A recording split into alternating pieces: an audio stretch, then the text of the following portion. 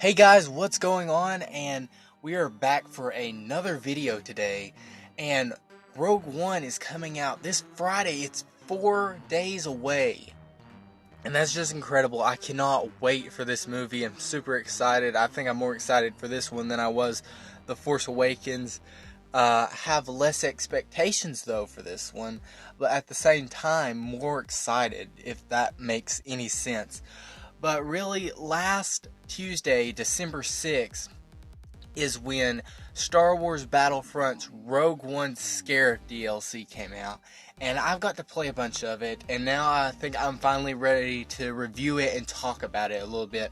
For those of you who haven't got the DLC yet, maybe you're thinking about buying it by itself, or you're thinking about getting the season pass with all of these, or getting the Ultimate Edition, which is a very good idea right now. If you don't have the Battlefront game or the season pass, I would definitely recommend getting the Ultimate Edition of Battlefront, because it's like $40 for all the DLCs and Battlefront. You can't beat that kind of price.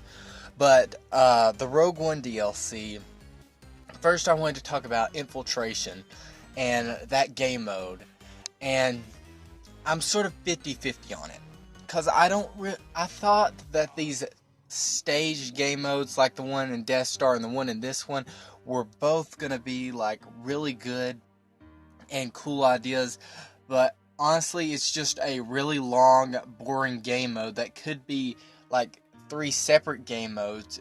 And really why I don't like it is just because it takes a really long time and it's not that fun. And you don't transition from space to ground just like that.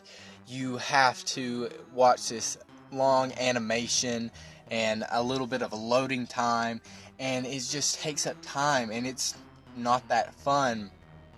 And sometimes you can't even get to the last game mode because the rebels always lose, maybe in the first game mode or the second game mode.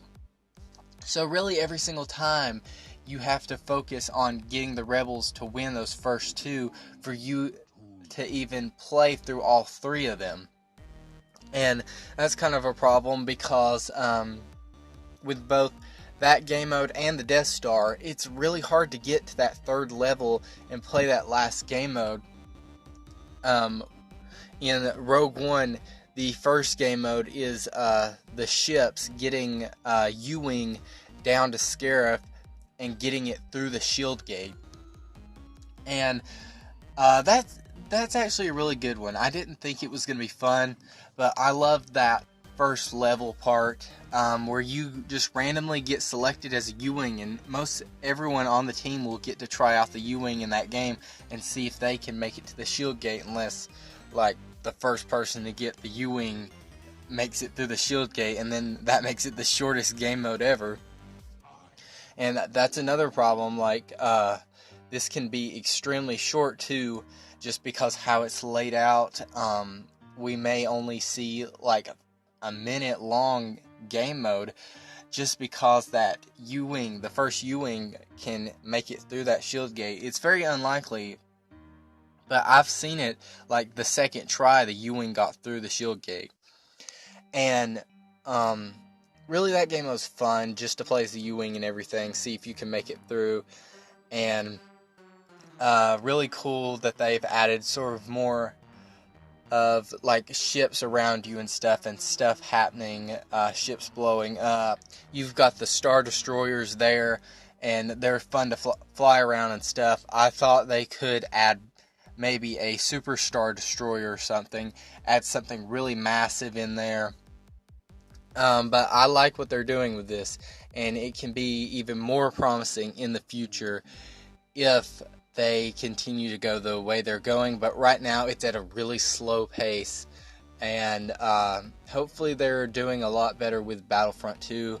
And now with the second level, the second stage, it is it's a distraction. I think the game mode is actually called Distraction.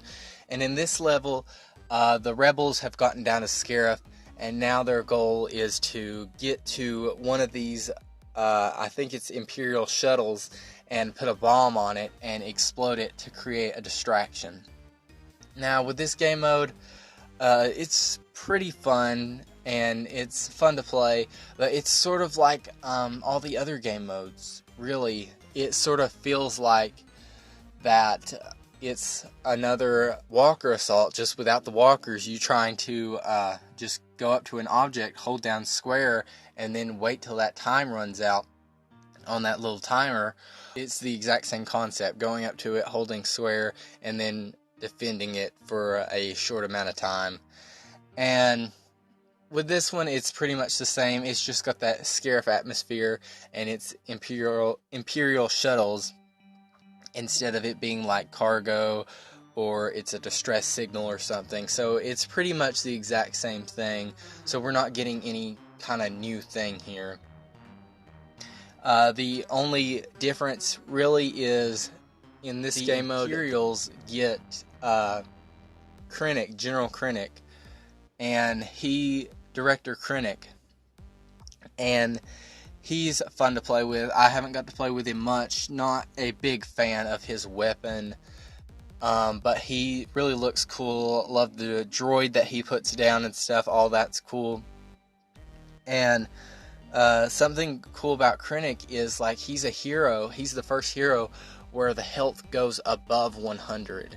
So with Krennic, he's sort of like got more health than all the heroes, along with his special powers he has, like the I think it's a R3 unit, and his weapon is the only problem with him, not very powerful. And then you've got your third level, your third stage of this game mode. And this is where you are getting the data sources and taking it to the ship. Now this is a very new game mode. It's sort of like your cargo game mode. Really, in this game mode, it's just like cargo, pretty much.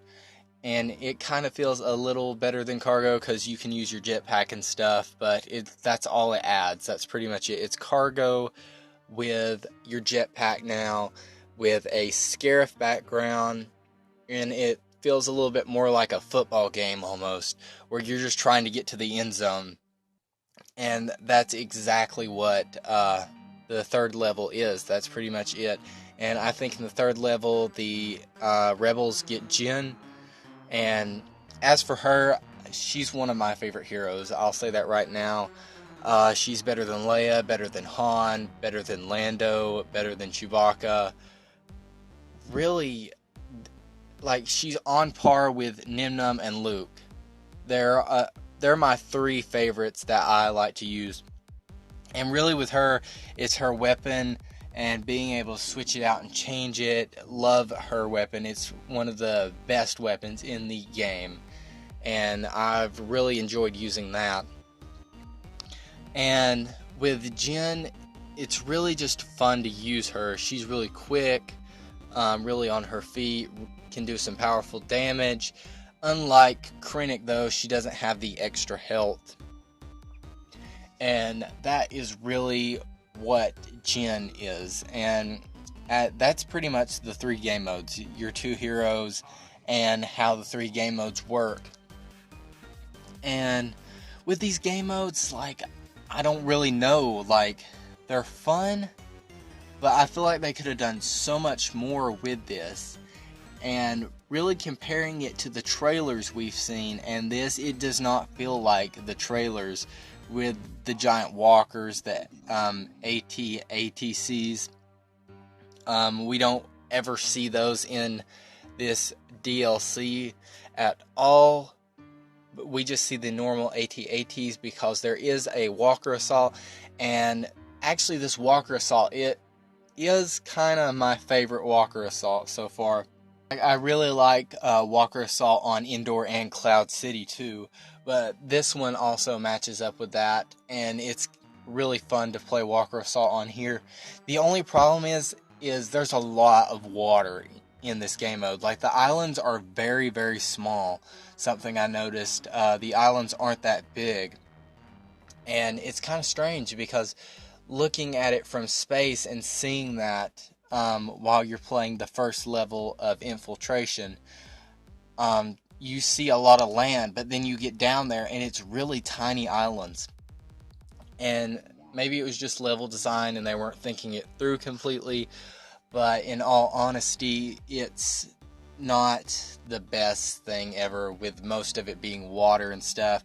Most of you being out in the open and not really being able to hide in much trees like I expected there would be. I think I was expecting this to be like a tropical version of the indoor maps. That's what I was thinking this was going to be, a tropical version of the indoor maps, and pretty much almost the exact same design too, really, because on the indoor maps you do have the giant lake, which on here you could really make that part the beach. And other game modes in this, I have also got to play Turning Point, pretty much the same as Walker Assault. It's just how Turning Point is, really, and it's just Turning Point on a Scarif map. That's all it is. And that's really all I have for the Rogue One DLC right now. And I will get some gameplay out eventually. Right now, it's kind of hard to record. There's something wrong with my television. I'll have to check that out. But I do want to get like a gameplay out, a walkthrough of the new game mode and everything. And that is my impressions of the Rogue One DLC. And I hope you guys enjoyed this video and hope it was very informational to you guys. And if you enjoyed it, be sure to leave a like. If you hated this, thought I was wrong on a lot of things, leave a dislike. Tell me why in the comments below. Let's get a discussion down there. Did you think the Rogue One DLC was a success? Do you think it's the best DLC we had? Do you think it's the worst DLC we had? Talk about it in the comments below. And I hope you guys enjoyed, and I will see you guys later.